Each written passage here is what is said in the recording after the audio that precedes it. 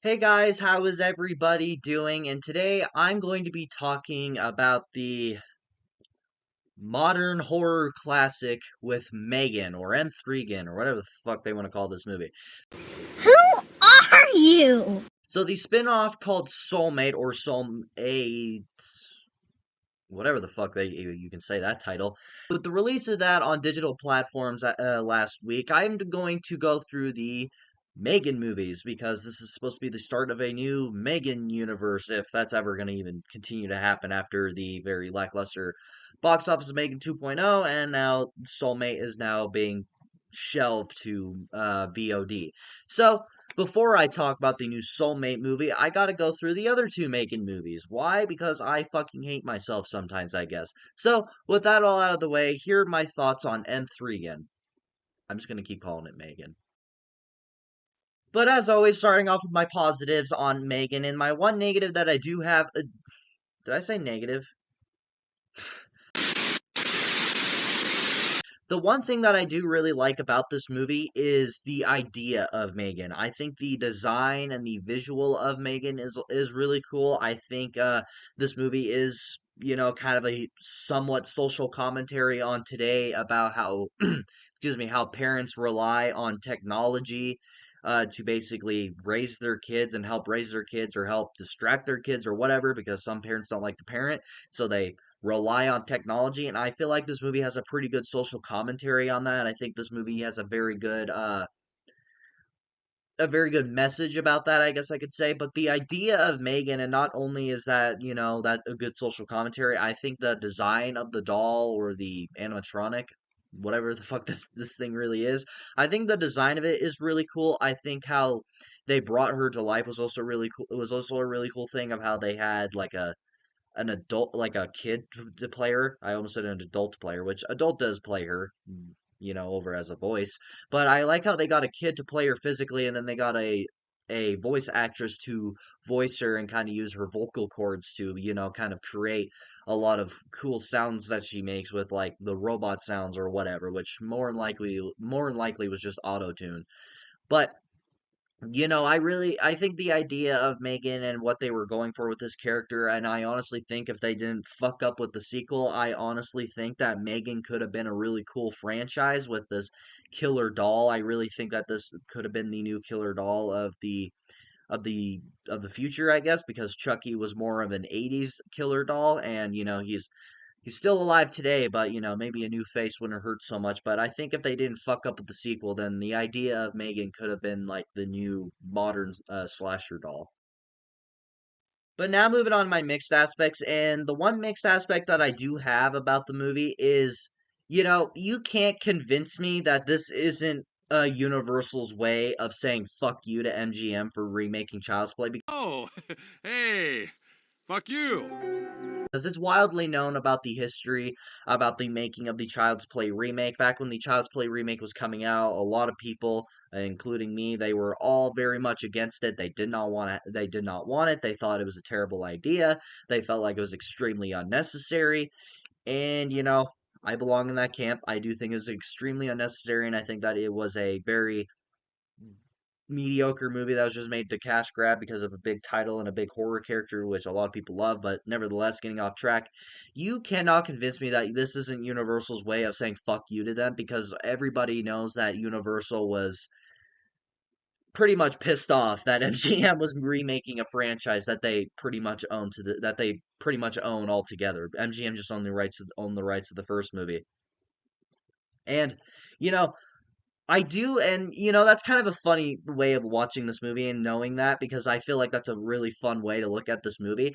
And I honestly kind of enjoyed this movie because this to me is what the Child's Play remake should have been. I am in that camp that thinks that the Child's Play remake should have never been a Chucky remake. I honestly think it should have been its own thing, especially with the idea and the story that they tell there. I honestly think that didn't need to be a Chucky movie. I honestly think that it could have been its own thing and its own killer doll thing. And that's what Megan is, and I think that's what Megan kind of shows off of what the Child's Play remake could have been, and it kind of overshadows that a little bit for me, because whenever I rewatch this movie or watch this movie, is that I always think of the Child's Play remake, and I'm like, you know what? Whenever I think of the Child's Play remake, this is what it should have been, and I honestly wish this is what it should have been. And so whenever I watch this movie, that's what I get at. However, when I also watch it, it feels too similar to the Child's Play remake to where it's a little distracting, and you're like, okay, maybe there's something here they didn't tell us, and maybe there's a little bit more of a just a fuck you here. But I kind of like that. I kind of like that about the movie because this is a movie that I watch. I'm like, this is what it should have been. But there's also the part of me that's just like, it feels too similar to that. But now moving on to the negatives. And my first negative of the movie is that you can clearly tell that this movie was cut down to be PG-13 and that this movie was originally shot to be rated R and to have a lot more gore and a lot more violence and swearing or whatever. You can clearly tell that this movie was cut down and it is a gigantic thing that you just can't unnotice. And if I'm completely honest, I did watch the unrated version, but if I'm completely honest, then that unrated version doesn't even add anything to this movie. It just adds like maybe one or two fucks here and there, and then there's like a little bit more gore, like when she rips off the dude's ear, and then when he kills the one dude in the elevator. That's pretty much it. That's all that was added. And if I'm completely honest, could have just kept like you could have kept those kills in here and review and removed like the swears, and this movie would still merit a PG-13 rating when it came out. And everybody knows that Blumhouse only made this movie PG-13 so this movie can make a shit ton of money. And it did. And it also got wave reviews, and everybody said that they loved it, which don't know what movie they watched.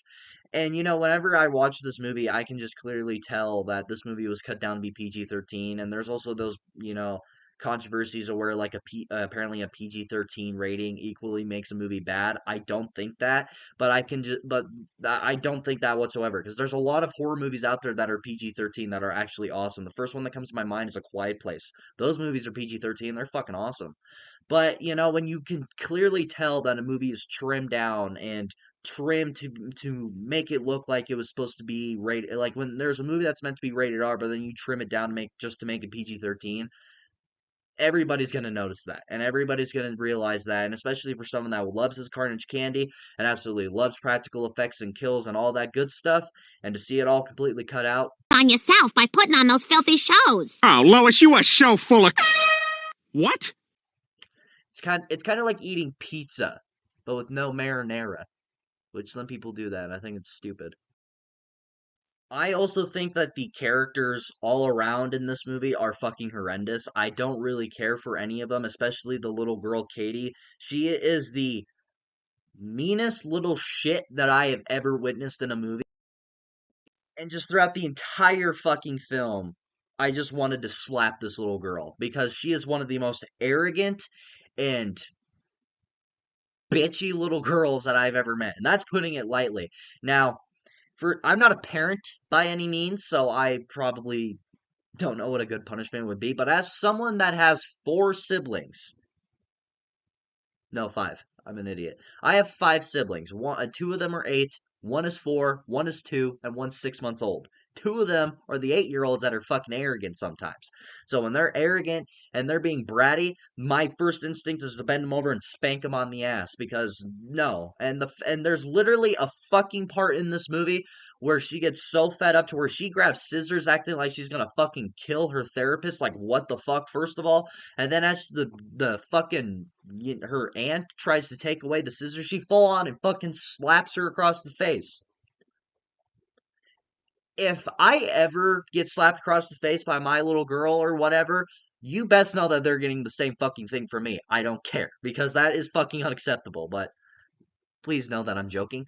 But even outside of her, outside of that bitchy little girl, the main aunt, I think her name is Jenna. I can't remember at the top of my head right now. She's a pretty lackluster aunt, and she doesn't really become an aunt until after she gets fucking slapped across the face, which apparently she needed that good old bitch slap because then after that she realizes that she's been using a doll to basically get fucking Katie out of her life, which glad you realize that at the very end of the movie.